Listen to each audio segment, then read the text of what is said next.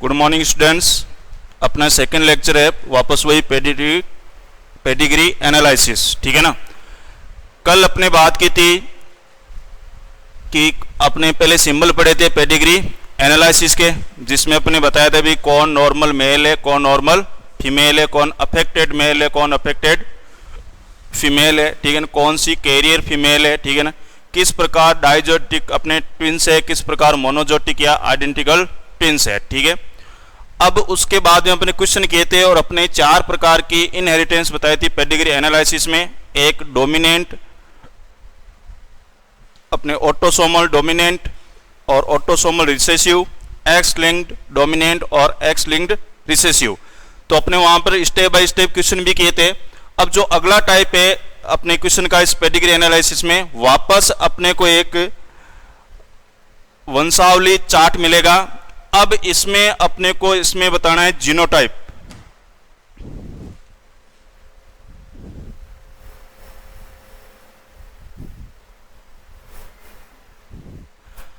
अब देखो, इसके लिए आपको कुछ न पहले यह दिया जाएगा कि ऑटोसोमल डोमिनेट के कारण डिजीज हो रहा है या ऑटोसोमल रिसेसिव के कारण डिजीज हो रहा है। ठीक है। तो इसमें जैसे यहां पर अपने पहले दे दिया है, देखो कि ऑटोसोमल डोमिनेंट ट्रेट। ठीक है ना। और ये हो गई इसकी फर्स्ट जनरेशन, ये हो गई इसकी सेकंड जनरेशन। इसमें ये चाइल्ड है फर्स्ट, सेकंड, थर्ड और फोर्थ। ये आगे इनकी मैरिज हुई है। ठीक है ना। तो ये होगी कौन सी, थर्ड जनरेशन। ठीक है। अब इसमें अफेक्टेड कौन है यहां पर भाई, ये सिंबल किसका है, फीमेल का। ठीक है ना। बता क्या रहा है, ऑटोसोमल डोमिनेंट। ठीक है ना। यानी कि इसका जीनोटाइप यदि अपन ए को मानकर चले तो कैपिटल ए स्मॉल ए होगा। ठीक है ना। अब अपने को इस हिसाब से फर्स्ट जनरेशन का टोटल जीनोटाइप, सेकंड का भी पूछ सकता है और थर्ड का भी हो सकता है और इसका भी पूछ सकता है। ठीक है। अब पता कैसे लगाएं भाई, ये है नॉर्मल मेल, ये है अफेक्टेड फीमेल, लेकिन कौन सा दे दिया, ऑटोसोमल डोमिनेंट। कैपिटल ए आ गया, इसका मतलब कौन सा हो गया, ऑटोसोमल डोमिनेंट हो गया। ठीक है। अब इसका जीनोटाइप यदि अपन निकालें तो इन्हें सेकंड, थर्ड और इस जनरेशन का भी अपन जीनोटाइप बता सकते हैं। अब क्वेश्चन में अपने को फर्स्ट जनरेशन का भी पूछ सकता है, सेकंड का भी पूछ सकता है और थर्ड का भी पूछ सकता है। ठीक है। तो देखो इसके लिए क्या करें कि भाई यहां पर जो अफेक्टेड है उसका है कौन सा, कैपिटल ए स्मॉल है। अगर यदि अब इसके 3 जीनोटाइप हो सकते हैं कि भाई इसका मिल चुका है अपने को, कैपिटल ए हो सकता है, कैपिटल ए स्मॉल ए भी हो सकता है, स्मॉल ए ये भी हो सकता है। ठीक है। अब देखो यदि अपन पूरा इसको सोल्व करें, पूरे मेथड लगाएं, तो अपने को ये दे दिया कैपिटल ए स्मॉल ए। अपनी ये पहला ले लिया, ये ले लिया कैपिटल ए। तो इसके जीनोटाइप क्या बनेंगे, capital A capital A, capital A capital A, capital A small A, capital A small A बनेंगे। ठीक है ना। अब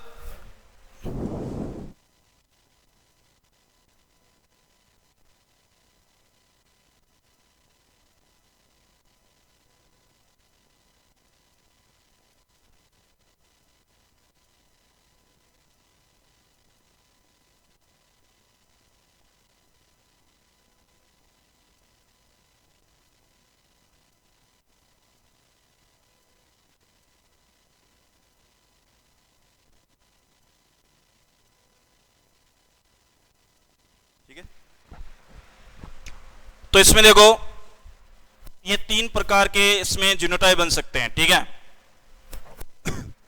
तो भाई ऑटोसोमल डोमिनेंट का पहले ले दिया कैपिटल ए स्मॉल ए। अगर अपन ये जीनोटाइप लें, ठीक है ना, तो ये तो वापस कैसे आ गए, दोनों डोमिनेंट आ गए। ये कैसे आ गए, वापस अफेक्टेड आ गए। ठीक है ना। अगर अपन ये लें कैपिटल ए स्मॉल ए, तो ये ले लिया capital A small A, capital A small है, तो ये बनेगा capital A capital A, capital A small A, capital A small A, capital A small है। ठीक है ना। यानी कि इसमें 3 जो है इसकी अपने जनरेशन, ठीक है ना, वो क्या है, इसको देखे तो अफेक्टेड होनी चाहिए, लेकिन यहां पर कितनी है, केवल 2 ही अफेक्टेड है, ठीक है ना। या फिर अपन ये ले कौन सा, स्मॉल है, स्मॉल है, ठीक है ना। तो ये आ गया कैपिटल है, ये आ गया स्मॉल है, ठीक है ना। ये आ गया स्मॉल है, स्मॉल है, कैपिटल है, स्मॉल है, कैपिटल है, स्मॉल है, स्मॉल है, स्मॉल है, स्मॉल है, स्मॉल है, ठीक है। अब भाई अपन कौन सा चूज करें, ठीक है ना। तो इसमें क्या आ रहे हैं, रिसेसिव कारण डिजीज है नहीं, तो 2 नॉर्मल आ रहे हैं और 2 कौन से आ रहे हैं, अपने अफेक्टेड आ रहे हैं, ठीक है ना। इसमें भी 2 अपने नॉर्मल आ रहे हैं और 2 कैसे आ रहे हैं, अफेक्टेड। लेकिन ये वापस कैसे गए, डोमिनेट, जबकि डोमिनेट अपन पहले ले चुके हैं, यानी कि इसको कौन सा लेना है, रिसेसिव। तो रिसेसिव लेना है, लेकिन कंडीशन ये भी होनी चाहिए, सेकंड जनरेशन को देखना है कि ये चाइल्ड अफेक्टेड है, ये चाइल्ड अफेक्टेड है, ठीक है, लेकिन ये अफेक्टेड नहीं है और ये अफेक्टेड नहीं है, यानी कि ये वाला बनाए अपन, ये वाला, ठीक है ना। तो इसका देखो जीनोटाइप क्या होगा, अफेक्टेड नहीं है, स्मॉल है, स्मॉल है, अफेक्टेड है, कैपिटल है, स्मॉल है, ठीक है, अफेक्टेड नहीं है, स्मॉल है, स्मॉल है, अफेक्टेड है, कैपिटल है, स्मॉल है, ठीक है ना।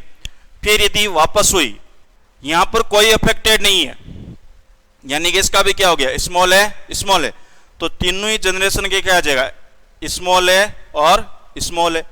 लेकिन इसको देखे अपन, ठीक है ना, ये अफेक्टेड नहीं है, स्मॉल है, स्मॉल है, लेकिन 2 मेल नॉर्मल है, लेकिन 1 फीमेल अफेक्टिव है, ठीक है ना। तो जो नॉर्मल है उसका लेना है, स्मॉल है, स्मॉल है, ठीक है ना। इसका हो जाएगा कैपिटल है, स्मॉल है, अब इसका हो जाएगा स्मॉल है, स्मॉल है। अब यदि इसके ऑप्शन दिए होंगे, जैसे मैंने यहां पर ये आ गया, मान लो फर्स्ट जनरेशन का जीनोटाइप क्या है, ये आ गया कैपिटल है, स्मॉल है, स्मॉल है, स्मॉल है, और आपको यहां पर ऑप्शन यूं मिल गए,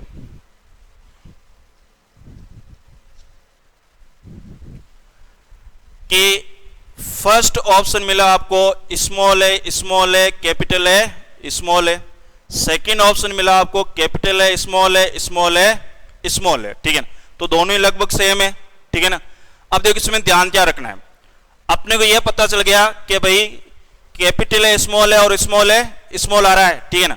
लेकिन यहां पर पहले देखना है आपको, जस्ट मैंने आपको पहले बताया था पेडिग्री के जिस हिसाब से क्रम दिया हुआ है उसी हिसाब से अपने को चलना है, ठीक है ना। तो पहले किसका है भाई, फीमेल का है, दूसरा किसका है, मेल का है, तो ये पहले आना चाहिए और ये बाद में आना चाहिए, ठीक है।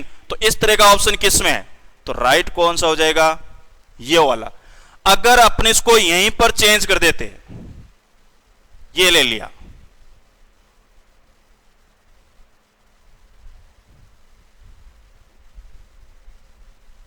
तो भाई आंसर राइट कौन सा होता, फर्स्ट वाला, ठीक है ना। तो जिस हिसाब से पेडिग्री एनालिसिस में अपने को ऑर्डर दिया हुआ है, ठीक है ना, उसी क्रम में अपने को उस प्रॉब्लम का सॉल्यूशन देना है, ठीक है। अब आ जाओ इसमें किसमें, ऑटोसोमल रिसेसिव ट्रेट में, ठीक है ना। जैसे आपको पूछ लिया कि भाई ऑटोसोमल रिसेसिव के कारण कोई डिसऑर्डर हो रहा है, ठीक है, जैसे मैंने बोल दिया सिकल सेल एनीमिया।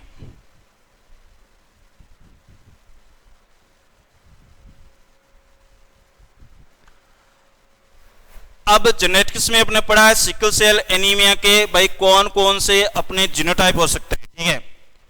एक तो होता है HbA नॉर्मल, एक हो गया HbA/HbS, एक हो गया HbS और HbS। अब ध्यान रखना यहां पर, ये यूं कह रहा है कि कोई ना कोई इस जनरेशन में डिजीज हो रहा है जो किसके कारण हो रहा है, रिसेसिव ट्रेट के कारण, ठीक है ना। और रिसेसिव ट्रेट में क्या होगा, दोनों ही क्या होंगे, अप्रभावी जीन, ठीक है ना, रिसेसिव जीन होगी, ठीक है ना। तो यहां पर एक डोमिनेंट है, एक रिसेसिव है, ठीक है। यहां पर दोनों ही क्या है, डोमिनेंट है, लेकिन यहां पर एस सिकल से है, ठीक है ना, दोनों ही क्या है, रिसेसिव है, ठीक है ना। यानी कि ये पता चल गया कि जो ये अफेक्टेड है, ठीक है ना, इनका जीनोटाइप क्या आना चाहिए, HbS HbS। अब कब आ सकता है ये, ठीक है ना, वापस वही तरीका है,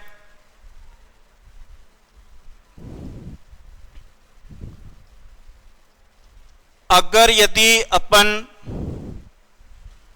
फीमेल और मेल का, जैसे भाई ये ले लिया HBA, ठीक है ना, ए का ले लिया HBS, तो भाई जीनोटाइप क्या बनेगा HBA, HBS, HBA, HBS, HBA, HBS, HBA, HBS हो गया, ठीक है ना।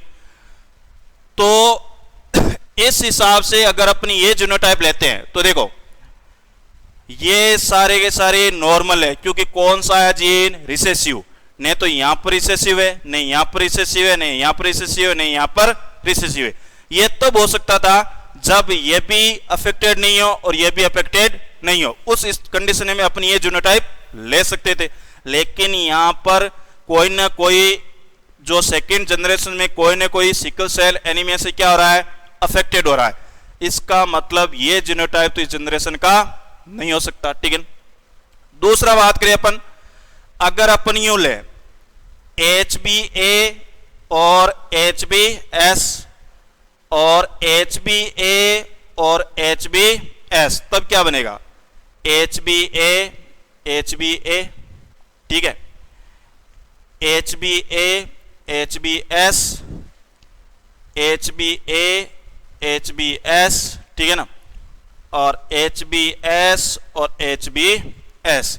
अब भाई इसमें अफेक्टेड आ रहा है या नहीं आ रहा है, ठीक है ना, यानी कि जितनी भी जनरेशन अफेक्टेड है, ठीक है ना, उनका ये बनेगा HBS, HBS, HBS, HBS, HBS, HBS, ठीक है। और जो इनका बनेगा HBA, HBS, फिर वापस इनका हुई जो नॉर्मल है HBA और HBS, ठीक है ना। तो इस तरह के क्वेश्चन में अपने को सेकेंड जनरेशन दे करके फर्स्ट जनरेशन का जीनोटाइप बताना है, या सेकेंड का बता दिया या थर्ड का बता दिया। लेकिन क्वेश्चन में दिया रहेगा कि भाई जो डिजीज हो रहा है वो ऑटोसोमल रिसेसिव ट्रेट के कारण हो रहा है या फिर हो रहा है किसके कारण, ऑटोसोमल डोमिनेंट ट्रेट के कारण, ठीक है। अब यदि इसी तरह का अपने एक क्वेश्चन करें जीनोटाइप निकालने का, ठीक है, तो किस तरह के क्वेश्चन आएगा।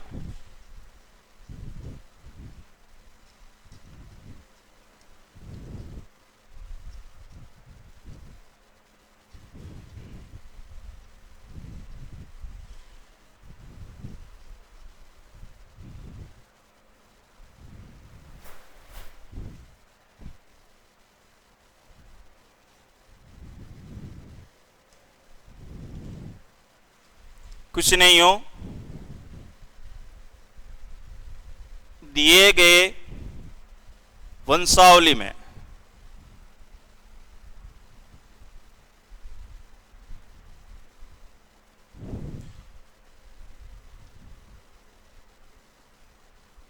ऑटोसोमल अप्रभावी जीन वंशागति को दर्शाया गया है। तो पेरेंट्स का जीनोटाइप क्या होगा, ठीक है। जो अपने को वंशावली चार्ट मिलेगा वो इस प्रकार है, ये हो गया मेल, ये फीमेल,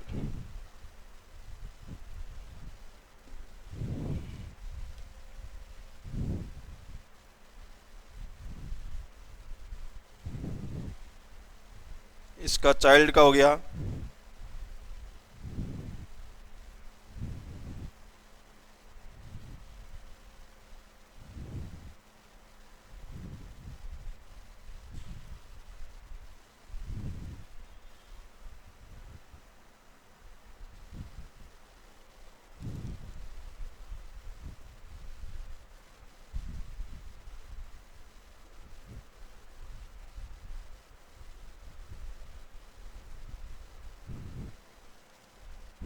और जो अपने ऑप्शन है फर्स्ट, वो है capital A small A, second है small A capital A, third है small A capital A, fourth है स्मॉल ए।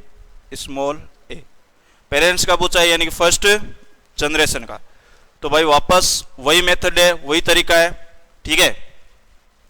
तो यहां पर देखो ऑटोसोमल अप्रभावी जीन, अप्रभावी आते ही यानी रिसेसिव कौन दी हुई है,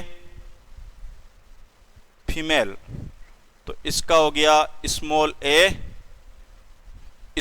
ठीक है ना। अब बताने आपने किसको, मेल का, लेकिन क्या इनके चाइल्ड हो गए 1 2 3 4, ये नहीं है, ये फिर अगली जनरेशन में आ गया, इसे आगे मैरिज हो रही है, ठीक है ना। तो वापस वही, अगर मैं यहां पर ये ले लूं कैपिटल ए स्मॉल ए, तो ये बनेगा capital A small A, capital A small A, capital A small A, capital A small A, एक तो ये बन गया, ठीक है ना। अगर अपन ये लेते हैं कैपिटल ए स्मॉल ए और स्मॉल ए, तो क्या बनेगा, capital A small A, capital A small A, small A small A, small A small A, यानी कि 2 जनरेशन क्या आ रही है, अफेक्टेड आ रही है। लेकिन इसमें तो एक भी जनरेशन क्या अफेक्टेड नहीं है, ठीक है ना। चारों की चारों क्या है, नॉर्मल है। अफेक्टेड कब होगी, कौन सा है, ऑटोसोमल अप्रभावी जीन, यानी कौन सा जीनोटाइप आएगा तब, स्मॉल है, ठीक है ना। तो यहां पर इसका जो जीनोटाइप होगा, ठीक है, वो हो जाएगा कैपिटल ए, ठीक है ना। अब पहले कौन दिया हुआ है, फादर, दूसरे कौन दिया हुआ है, मदर, यानी कि मेल और फीमेल। अब ऑप्शन चेक करो, फर्स्ट में फादर है तो फादर का है बताना है, तो कैपिटल है स्मॉल है, ये वाला राइट होगा, ये वाला नहीं होगा। ये कब होता, जब फीमेल इधर और मेल इधर। अब जितने भी जो अफेक्टेड नहीं है, ठीक है ना, उनका अपन लिख सकते हैं, कौन सा आएगा, ये वाले सारे जीनोटाइप आएंगे। आगे चेंज हो गया अब यहां आपके, ठीक है ना। कैपिटल ए स्मॉल है non affected, capital A small है, कैपिटल ए स्मॉल है, कैपिटल ए स्मॉल है। अब आगे इसका ये हो जाएगा अफेक्टेड है, स्मॉल है, ये अफेक्टेड नहीं है, कैपिटल ए स्मॉल है, ये अफेक्टेड है, इसका मतलब स्मॉल हो जाएगा, ठीक है ना। तो ये अलग अलग टाइप के क्वेश्चन थे पेडिग्री एनालिसिस के, ठीक है ना। कल अपने केवल बात ये की थी भाई कौन सी ऑटोसोमल प्रभावी है, कौन सी ऑटोसोमल अप्रभावी है, कौन सी सेक्स लिंक्ड प्रभावी है, कौन सेक्स लिंक्ड अप्रभावी है, डोमिनेंट और रिसेसिव। आज अपने क्वेश्चन किए हैं किसके, जीनोटाइप के, ठीक है ना। फर्स्ट जनरेशन का पूछ सकता है, सेकंड का पूछ सकता है और थर्ड का भी पूछ सकता है, ठीक है ना। तो ये आपके कंप्लीट होगी कौन सी, पेडिग्री एनालिसिस, ठीक है ना। अब नेक्स्ट चैप्टर लेते हैं।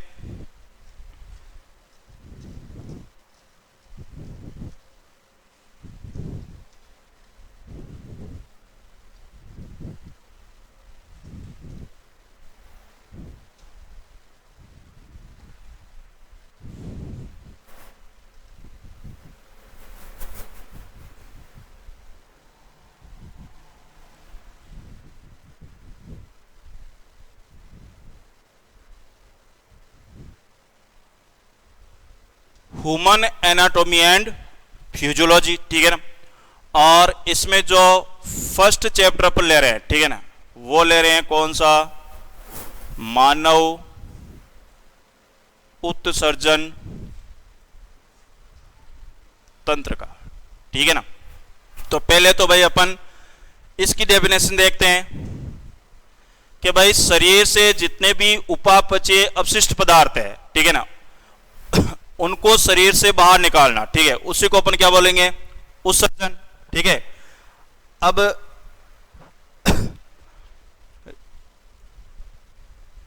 जैसे भाई कार्बन डाइऑक्साइड भी हो गई, ठीक है ना, यूरिया हो गया, यूरिक अम्ल हो गया, अमोनिया हो गया, ठीक है।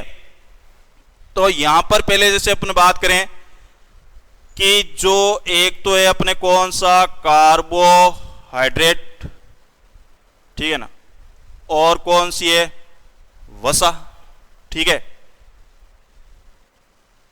इनमें कैटाबोलिज्म के द्वारा, भाई मेटाबॉलिज्म में दो आती है, एनाबॉलिज्म और कैटाबॉलिज्म, ठीक है ना। कैटाबॉलिज्म के द्वारा निर्माण होता है किसका, CO2 का, आगे आएगा वापस, ठीक है। और प्रोटीन से यहां पर बनेगा कौन सा, अमोनिया, ठीक है ना। अब यदि अपन बात करें उत्सर्जन तंत्र की, ठीक है, तो उत्सर्जन तंत्र में सबसे जो इंपोर्टेंट रोल होगा वो कौन सा हो गया, उत्सर्जी अंगों का, ठीक है ना। जैसे भाई सिंपल चीजें हैं अभी तो, ठीक है, जैसे मनुष्य में हो गया एक तो कौन सा, वृक्क,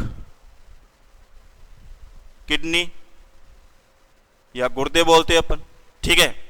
दूसरा हो गया कौन सी, त्वचा, स्किन, यकृत, लीवर, फेफड़े, लंग्स, ठीक है।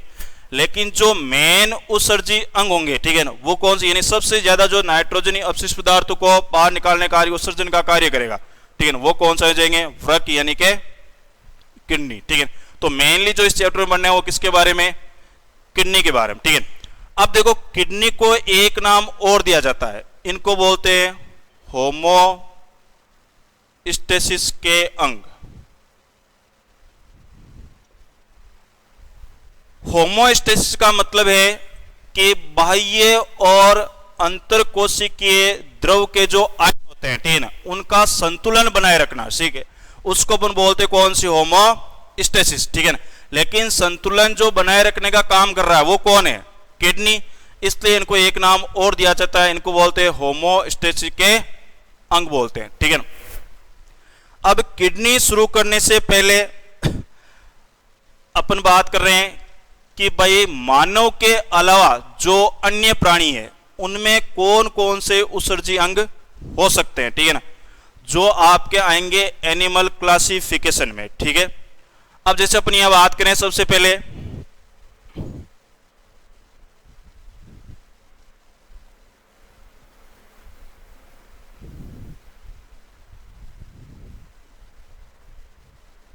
पहला मैंने लिख दिया शरीर के सतह द्वारा या क्लोम द्वारा, ठीक है ना। दूसरा मैंने लिखा ज्वाला कोशिका, एक अदर नाम और है शिखा सेल, एक नाम और है फ्लेम सेल,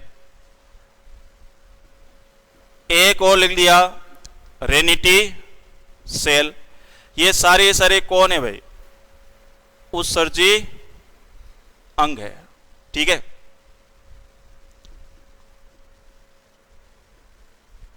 अगला दे दिया आपने कौन सा, नेफ्रिडिया के द्वारा, ठीक है ना। अगला आपने यूज किया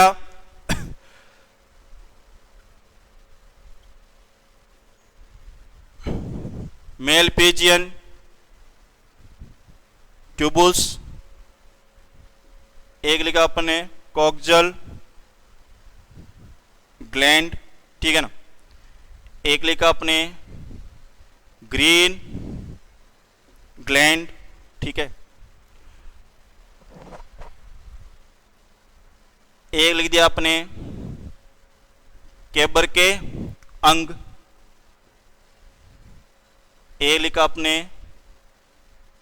बोजासन के अंग, ठीक है ना।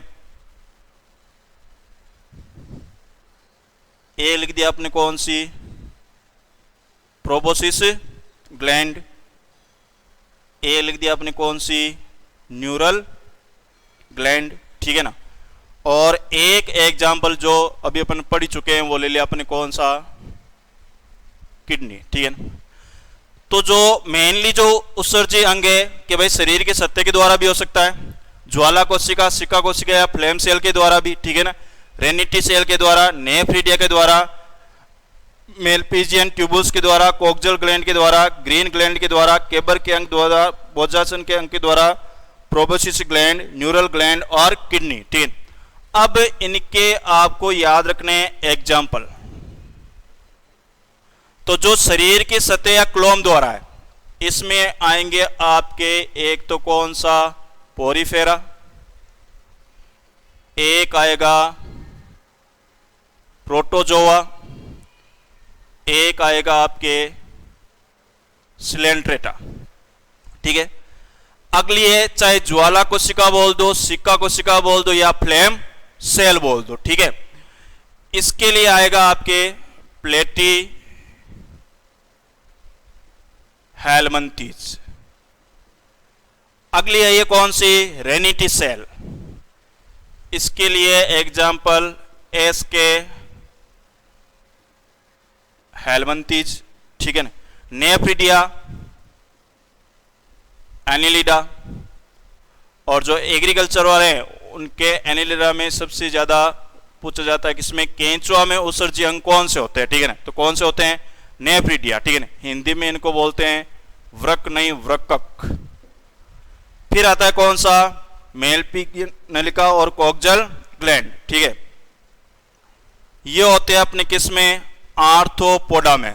और वापस एग्रीकल्चर में अपने सिलेबस में कौन सा, कॉकरोच, ठीक है। आगे पढ़ेंगे अपन क्लासिफिकेशन में, तो उसमें सीधा पूछ लेगा कि कॉकरोच में कौन सा उत्सर्जी अंग है, तो उसमें कौन सा हो जाएगा, मेलपीजियन ट्यूबस।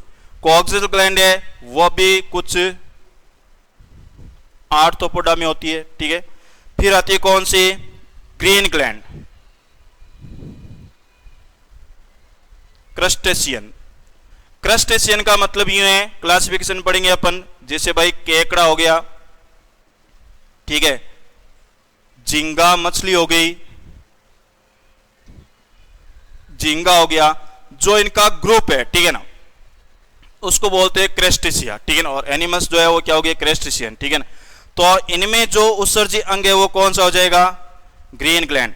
केबर के अंग और बोजानस के अंग, ठीक है ना, ये होते हैं किसमें, मोलस्का में, ठीक है ना। प्रोबोसिस जो ग्लैंड है, ठीक है ना, ये होती है इनमें कोर्डेटा में, ठीक है।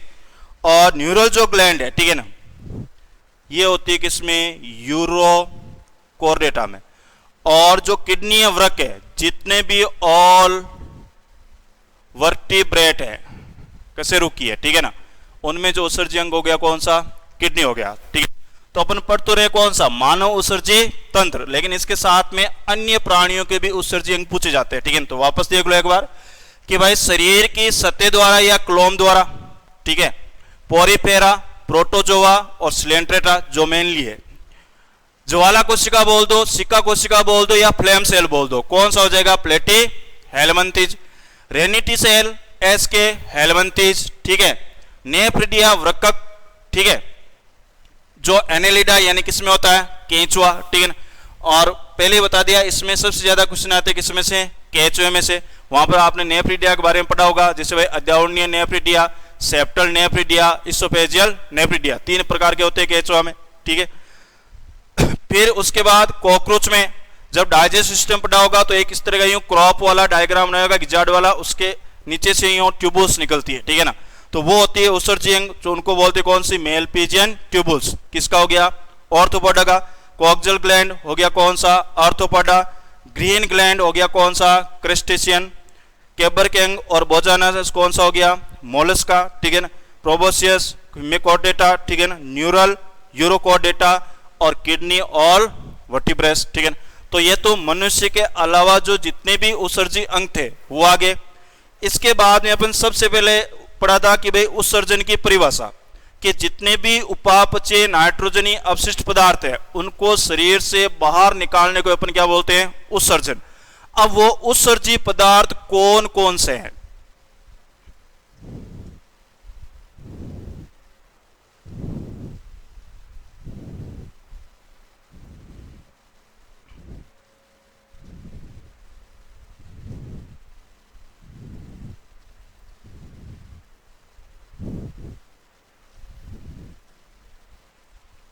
तो अपनी बात करें इनकी उत्सर्जी पदार्थ की, तो अपन सभी जानते हैं कि मेनली जो उत्सर्जी पदार्थ है वो 3 होते हैं।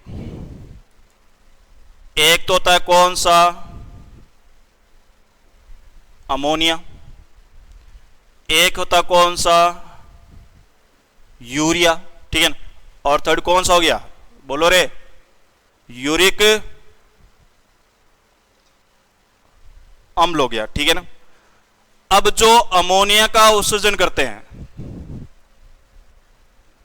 उनको अपन क्या बोलते हैं, अमोनोटेलिक प्राणी। अब इसमें देखो ये सर्वाधिक विषैला होता है। कंपैरिजन करना है तीनों का, अमोनिया का, यूरिया का और यूरिक अम्ल का, कि तीनों में से सबसे ज्यादा विषैला कौन सा है। तो कौन सा हो जाएगा? अमोनिया, ठीक है ना।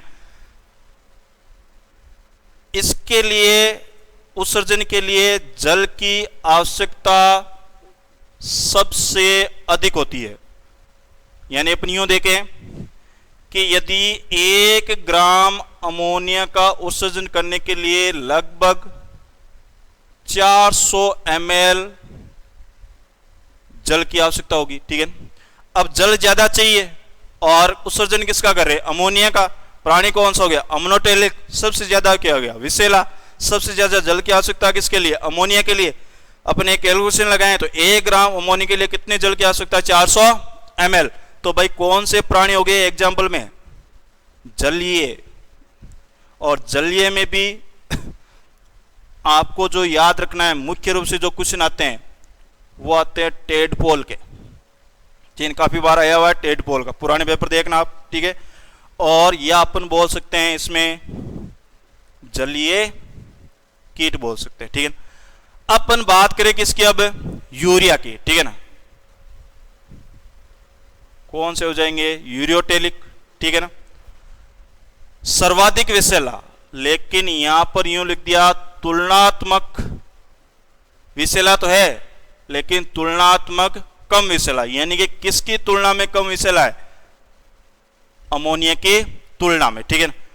कम जल की आवश्यकता, जल की आवश्यकता होगी लेकिन कम होगी किसकी तुलना में? अमोनिया की तुलना में। अब कितनी होती है? 1 ग्राम अमोनिया के लिए 400 ml जल की आवश्यकता होती है, ठीक है ना। लेकिन यूरिया के लिए 1 ग्राम जो अपने यूरिया है इसके लिए 50 ml जल की आवश्यकता होगी, ठीक है ना। अब जो यूरियोटेलिक के जो एग्जाम्पल है, एम्फीबियन, उभयचर और कौन से हो गए? स्तनधारी मेमेलिया। अब स्तनधारी में कौन सा आ गया अपने? मनुष्य। तो उत्सर्जन की दृष्टि से मनुष्य कैसे प्राणी हो गया? यूरियोटेलिक हो गया, ठीक है ना। अब अगला आता है यूरिक अम्ल। ऐसे प्राणी हो जाएंगे कौन से? यूरिकोटेलिक, ठीक है। और सबसे कम विषैला, वापस कंपैरिजन किया है अब किसके साथ? यूरिया के साथ और अमोनिया। ये सबसे ज्यादा, ये यूरिया से कम विषैला और ये सबसे कम विषैला। इसमें सबसे ज्यादा जल चाहिए, इसमें जल की कम आवश्यकता होती है, इसके लिए जल की आवश्यकता नहीं है, तो कोई अपनी वैल्यू लिख नहीं सकते यहां पर, ठीक है ना। इसमें जो एग्जाम्पल है जैसे हो गया आपके कौन से? सरीसृप हो गया, रेप्टाइल, ठीक है ना। जैसे पक्षी हो गए, एवीज हो गए, वो किस में आ गए? यूरिक अम्ल में आ गए, ठीक है ना। अब अपने वहां पर जो उत्सर्जित पदार्थ पड़े थे 3 प्रकार के हो गए, अमोनिया, यूरिया और यूरिक अम्ल। अब इसके अलावा जो उत्सर्जित पदार्थ होते हैं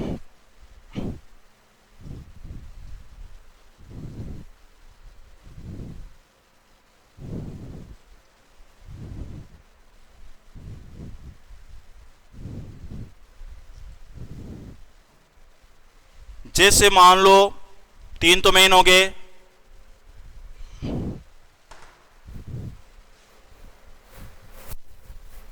एक तो हो गया अमोनिया, एक हो गया यूरिया, एक हो गया कौन सा? यूरिक अम्ल हो गया, ठीक है ना। अब यदि इनके अलावा अपन ले नंबर 4, ठीक है ना, जैसे मैंने यहां पर लिख दिया अमीनो अम्ल, ठीक है ना। तो ये प्राणी हो जाएंगे कौन से? आपके अमीनोटेलिक प्राणी, ठीक है ना। अब इनमें आपको एग्जाम्पल का सबसे ज्यादा आता है क्वेश्चन, किसमें? अमीनो अम्ल में, ठीक है ना। तो अमीनो अम्ल के जो उदाहरण है, ठीक है ना, इसमें जैसे मोलस्का और इसमें भी जैसे यूनियो,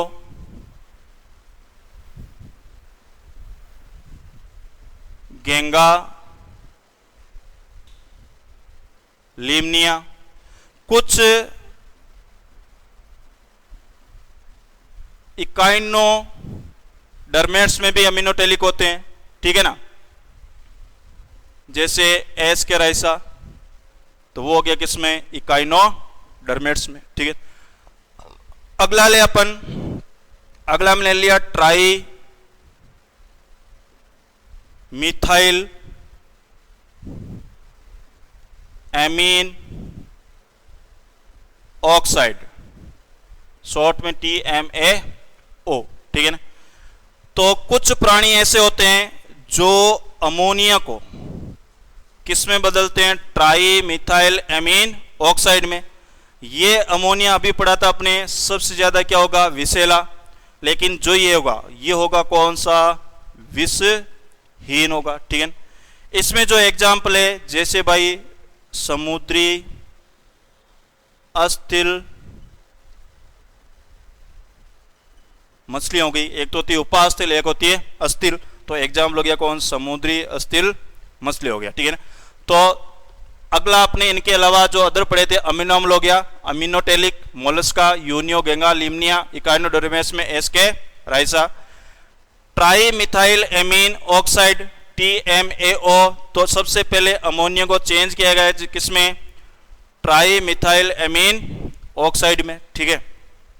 ये विषैला है और ये विषहीन, एग्जाम लिख दिया समुद्री अश्लील मछलियां, ठीक है। इनके अलावा देखो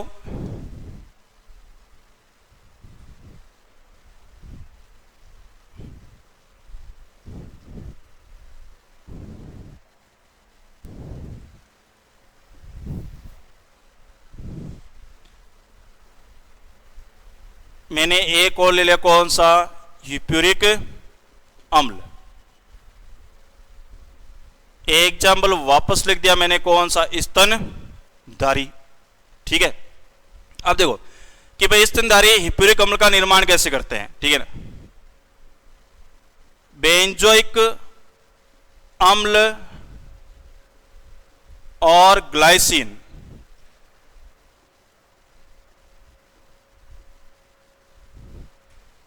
ह्यूप्यूरिक अम्ल का निर्माण करेंगे और मूत्र द्वारा इसका क्या हो जाएगा, उत्सर्जन हो जाएगा, ठीक है ना। लेकिन यही ह्यूप्यूरिक अम्ल, बात करें किसकी, पक्षी की, पक्षियों की, एवेज की, बर्ड्स की, ठीक है ना। तो जो बेंजोइक अम्ल है वो क्रिया करता है ऑर्निथीन से, अभी पढ़ेंगे अपन ऑर्निथीन साइकिल, ठीक है, और ये बनाता है ऑर्निथूरिक अम्ल के रूप में, ठीक है। तो वो हो जाएगा किसमें, पक्षियों में हो जाएगा, ठीक है। अगला आपने ले लिया कौन सा, क्रेटीन। अब देखो ध्यान रखना, सामान्यतः स्तनधारियों के मूत्र में क्रेटीन की मात्रा नहीं पाई जाती, तो याद रखना है कि किस में पाई जाती है, ठीक है ना। एक तो होती है किसमें, नवजात शिशु में, गर्भवती महिला में, ठीक है, और स्तनपान कराने वाली महिलाओं में, ठीक है।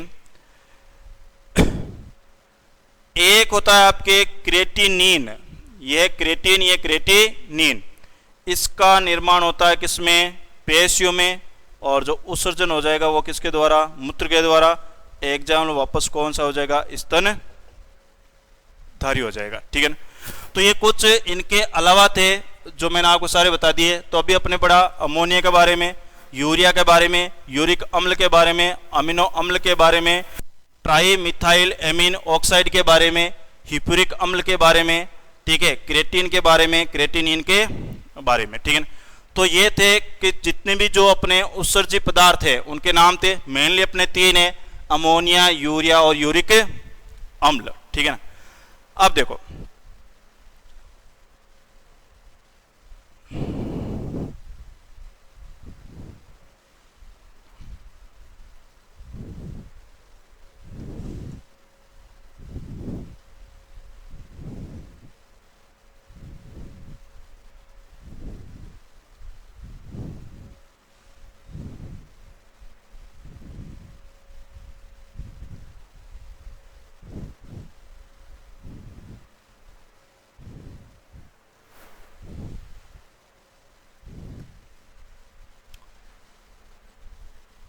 कि जो अपन बात करते हैं वापस आ जाए किसमें, मनुष्य में, ठीक है ना।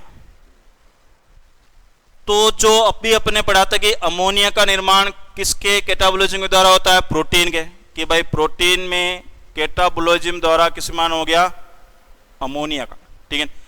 फिर अमोनिया को बदला जाता है किसमें, यूरिया में, ठीक है ना।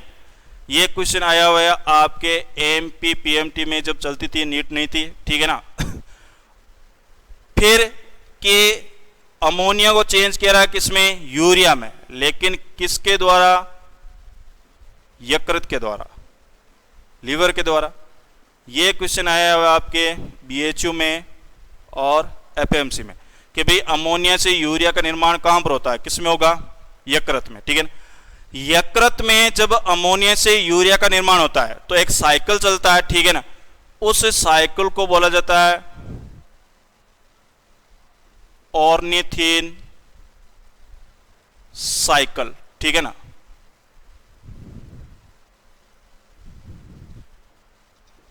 इसकी खोज करने वाला एक तो था क्रेब्स और एक था कौन सा, हैंस लिट, ठीक है। इसके लिए इसलिए इसको एक अलग से नाम दिया गया और, ठीक है ना, इसको बोला जाता है क्रेब्स हैंस लिट साइकिल या चक्र बोला जाएगा, ठीक है। तो अभी थोड़ी देर बाद ये पढ़ेंगे अपन कि भाई किस प्रकार यकृत में अमोनिया को किस में चेंज किया जाता है, यूरिया में। अभी जो मैंने कि भाई प्रोटीन के कैटाबोलिज्म के द्वारा किसका निर्माण हो गया, अमोनिया का। फिर अमोनिया को यूरिया में बदला जाता है, कहां पर, यकृत में। किस चक्र के द्वारा बदला जाता है, ऑर्निथिन साइकिल के द्वारा, ठीक है। एक नाम और है क्रेब्स हैंसलिट, क्योंकि इसकी खोज करने वाले जो थे उनका नाम क्या था, क्रेब्स और हैंसलिट था, ठीक है।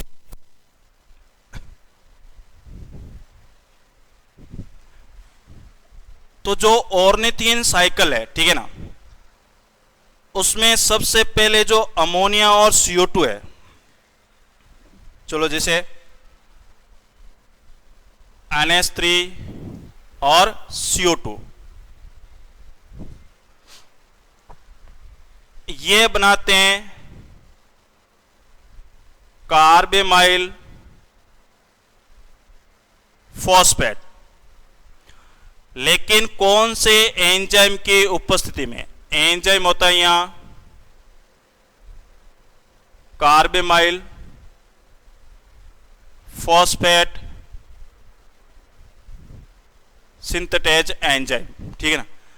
जब NH3 और CO2 के द्वारा कार्बेमाइल फॉस्फेट का निर्माण होता है तो यहां पर जो खर्च होते हैं वो होते हैं 2 ATP, इंपॉर्टेंट है, ठीक है। तो कितने ATP का उपयोग हो गया, 2 ATP का, ठीक है। कार्बेमाइल जो फॉस्फेट है ये बदलता है सिट्रुलिन में। तो यहां पर जो एंजाइम होगा वो होगा कार्बेमाइल फॉस्फेट ट्रांसफरेज एंजाइम। तो यहां अपने इसको नंबर 1, ये हो गया नंबर 2। अब आगे देखो, ये क्रिया करेगा एस्पार्टिक एसिड के साथ और ये बनाएगा आपके आर्जिनो सक्सिनिल एसिड और इसमें एंजाइम होगा आर्जिनो सक्सिनेट सिंथेटेज एंजाइम। फिर यहां पर वापस एक एटीपी का उपयोग और होगा, कब, जब सिट्रुलिन और एस्पार्टिक एसिड, ठीक है ना, आर्जिनो सक्सिनेट सिंथेटेज एंजाइम की उपस्थिति में किसका निर्माण करते हैं, आर्जिनो सक्सिनिल एसिड का, ठीक है। आर्जिनो जो सक्सिनिल एंजाइम है, ठीक है ना, ये आर्जिनो सक्सिनेज एंजाइम की उपस्थिति में एक तो निर्माण करता है आपके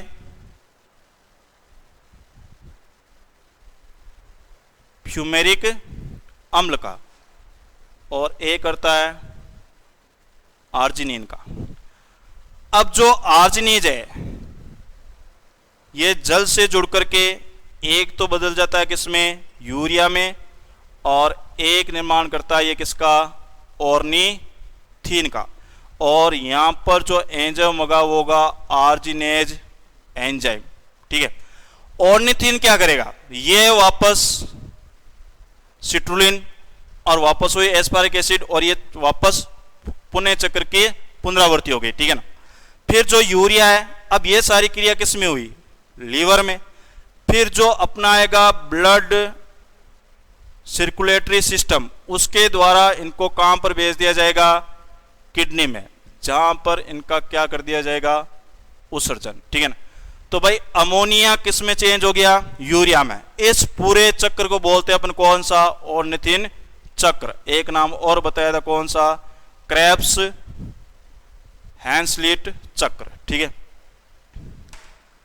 अब यहां पर एक चीज ध्यान रखना, पहले चलो वापस देख लेते हैं कि भाई NH3 के दो अणु होंगे, ठीक है। NH3 और CO2 कार्बेमाइल फॉस्फेटेज सिंथेटेज एंजाइम की उपस्थिति में कार्बेमाइल फॉस्फेट का निर्माण करते हैं। और कितने ATP का उपयोग हो रहा है, 2 ATP का, ठीक है। उसके बाद में कार्बेमाइल फॉस्फेट जो है, ठीक है ना, वो कार्बेमाइल फॉस्फेट ट्रांसफरेज एंजाइम की उपस्थिति में किसका निर्माण करेगा, सिट्रुलिन का। सिट्रुलिन एस्पार्टिक एसिड के साथ जुड़ करके आर्जिनोसक्सिनेट एंजाइम की उपस्थिति में आर्जिनोसक्सिनिल एंजाइम अपने एसिड का निर्माण करेगा। आर्जिनो जो सक्सिनिल है वो आर्जिनोसक्सिनेज एंजाइम की उपस्थिति में फ्यूमेरिक अम्ल और आर्जिनिन का निर्माण करेगा। आर्जिनिन जल से क्रिया करके यूरिया और किस में टूटता है, ऑर्निथीन में। ऑर्निथीन वापस चक्र को प्रारंभ करेगा और यूरिया को ब्लड सर्कुलेशन परिसरण तंत्र के माध्यम से किस में भेज दिया जाएगा, किडनी में, जहां पर उसका क्या कर दिएगा, उत्सर्जन। यानी कि अपने अमोनिया को बदल दिया किसमें, यूरिया में, और रक्त के माध्यम से यूरिया को किसमें भेज दिया, ब्लड में। अब इसमें जो क्वेश्चन है कि भाई ऑर्निथीन चक्र में कितने एटीपी का उपयोग हुआ या कितने एटीपी खर्च हो रहे हैं, तो भाई 2 तो यहां हो गए, 1 यहां पर हो गया, यानी कि कुल कितने एटीपी खर्च हो गए, 3 एटीपी। पहला क्वेश्चन, ठीक है। दूसरा, ऑर्निथीन चक्र में NH3 और CO2 के कितने अणु भाग लेते हैं, NH3 के यानी कि अमोनिया के भाग लेते 2 और CO2 का लेता है कितना, 1। बाकी जो क्वेश्चन में आएगा कि भाई कार्बेमाइल फॉस्फेट सिट्रुलिन में किस एंजाइम की उपस्थिति के कारण चेंज हो रहा है, तो सभी में कोई सा भी पूछ सकता है। तो यहां पर जैसे पूछ लिया तो हो जाएगा कार्बेमाइल फॉस्फेटेज ट्रांसफरेज। सिट्रुलिन किस एंजाइम की उपस्थिति में, आर्जिनोसक्सिनिल में अपने बदलेगा, तो कौन सा हो जाएगा, आर्जिनोसक्सिनेट सिंथेटेज एंजाइम है। अब यहां पर अपने इसका रोल नहीं बताया, ठीक है ना।